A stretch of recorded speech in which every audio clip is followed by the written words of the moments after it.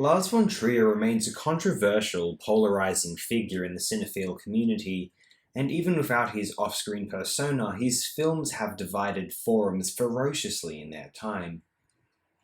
In my opinion, one of the most inarguably impressive of Trier's works is 1991's Europa. For this film's photography alone, Trier cements his reputation, at least to me, as one of continental Europe's most ambitious artists. Narratively as well, he explores the story of post-World War II espionage with the modernist praxis of Kafka in mind. Maybe this film becomes postmodern in its evocation of multiple past forms, educing memory and recognition so as to reduce, or expose, grand narratives as genre formats, stretching their predictable parameters in order to shake their rigidity as cultural relics. Europa's greatest strength, in my view, is its functioning as a coherent, as in beginning, middle, end, narrative heavily echoing noir tropes while swimming through surrealism, absurdism, and expressionism. So Europa becomes one of the most interesting cinematic trips you can embark upon.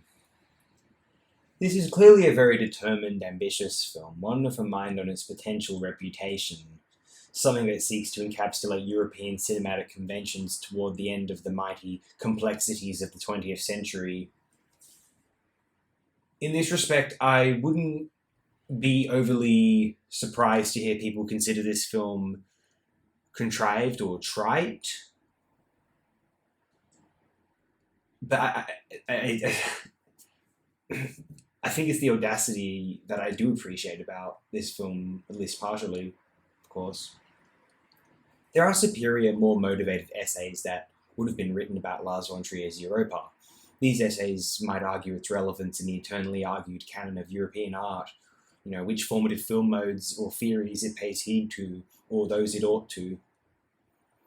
Myself, I can agree with much of the positivity, any of it, surrounding this film, although any happiness it brings me is ultimately in it being a highly memorable filmic odyssey, one which displays Western European cinematic hallmarks in order to play games with it, transforming its conventions into mischievous experiments, and, perhaps, encouraging creative prompting for further generations of European film artists.